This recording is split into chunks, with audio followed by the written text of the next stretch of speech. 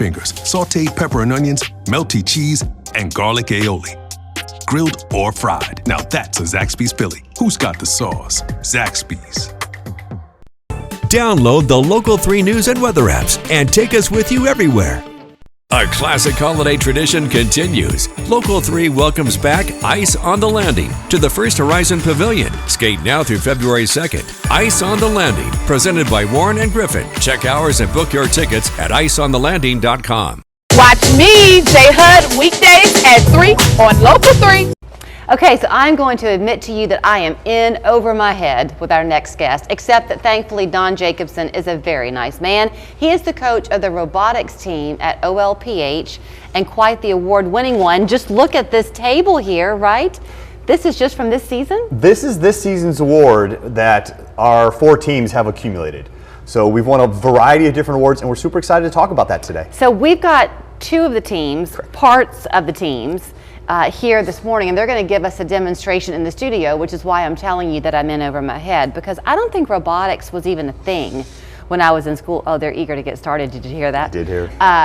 It wasn't even a thing when I was a kid, but this is something very coveted. These kids in schools want to be a part of this team.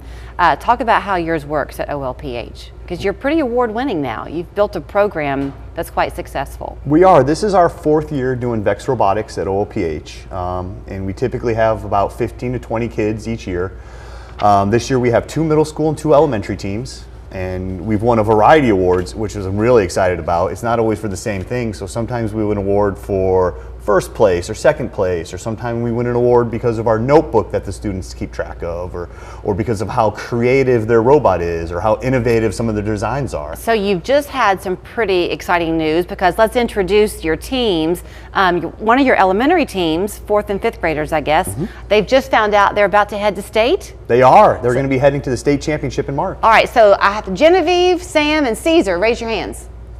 Okay, so how many people are on their team? They typically have 4. Okay, so most of you are here. When did you find the news, Sam? When did you find out y'all were going to go to the state championship? We found out last Saturday at the championship. We got 2nd place in skills.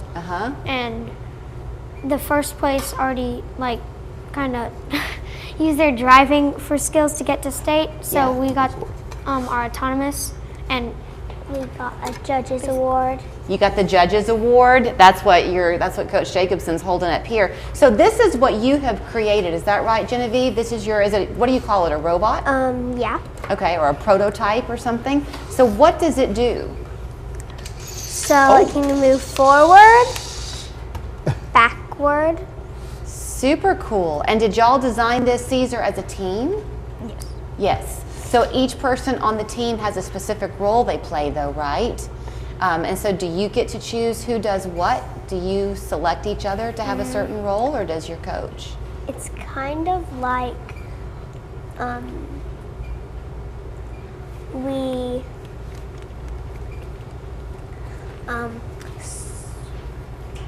You want to help her, Sam? So kind of the team captain kind of picks it, but we also do some things that we're good at, or if last year Sam was a builder, he'd probably be a builder again since he's good at it. You play on your strengths, right?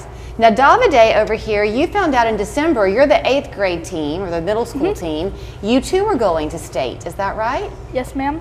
And you found out in December. So what does your robot do? So we use these, which we call our intake, to suck up the ball. We then spin our flywheel design, which uses a big gear spinning a small gear really fast to make these wheels go super fast. Then we use these pneumatics to push the ball through and launch it. That's like a soccer player's dream right there. So when y'all do these things, and Don, you can jump in too if you want to, anybody can answer, but do you come in as the coach telling them what they're going to build, or do they as a team decide for themselves what they're going to build? So early on in the season, we know what the goal is. We know that this year we're going to have yellow balls that we're going to have to pass between robots, and that we're going to have to score into some goals on a wall. There's low goals and there's high goals. And after that, we kind of just brainstorm and we'll set up ideas of, how do you want to design your driving? How do you want to design your scoring? Do you want to go for everything at once? And we kind of do a piecemeal approach where we tackle one part at a time.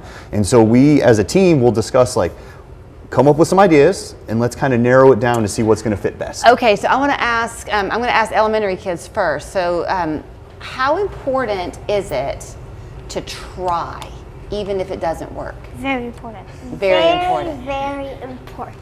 So have you learned that sometimes when you try something and it doesn't work the way you hoped, you still learn something to use for the next try? So if it doesn't work, we can try something else, and sometimes we can see other people's ideas and kind of change them so it will work for us. So you probably learn very well how to listen to each other. So this could also be called the life resilience team, right? Oh, absolutely. This sets them up for success in life. It absolutely does. They learn so many great life skills as part of this process. How important, Davide, I promised I would get you in too. I know you're the only person who could be here from your team. You probably wish that they could be here. I do. That sense of teamwork must be very important to not let one person dominate. Oh, it is very important. For example, if only one person were to try and build the entire drivetrain, for example, there would probably be flaws, as they would just have to build it themselves. They'd probably be tired, they would get pieces, they couldn't finish it very efficiently. But if multiple people all work together to build it, they could all point out flaws and we could then work together to fix it. They could help finish it efficiently, and we could finish it quicker. That way we can practice more, and as a team, we can get a stronger robot. Well, I think you're very impressive, and congratulations on getting chosen to go to the state championship. When is that going to be? Do you know? It's going to be March, and it's going to be in Hendersonville, Tennessee. Can we follow it somehow? Can we cheer you on? We will absolutely happy to share all of our achievements throughout the season. Okay. And just not to brag too much on these kids, but Caesar and Genevieve, it's their first year doing robotics, and they're absolutely knocking it out of the park. Davide's, this is his third year doing it, and I'm really thankful for the opportunity to coach these kids. Well, I thought I was talented because when I was a kid, I could do a Lincoln log house and not have the roof fall, but that's very impressive. Thanks for coming this morning. You want to do it? You want to play your robot before we go to break? Here we go. Sam, show her how it can go side to side. Super cool. Okay, we got to go to break, but here's where you can follow them, myolph.com. Again, it's March I believe 4th and 5th. in Hendersonville. Congratulations. I'm Jonathan Lawson, here to tell you about life insurance through the Colonial Penn program.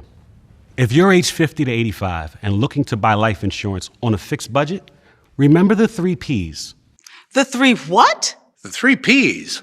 What are the 3 Ps? The 3 Ps of life insurance on a fixed budget are price, price, and price. A price you can afford,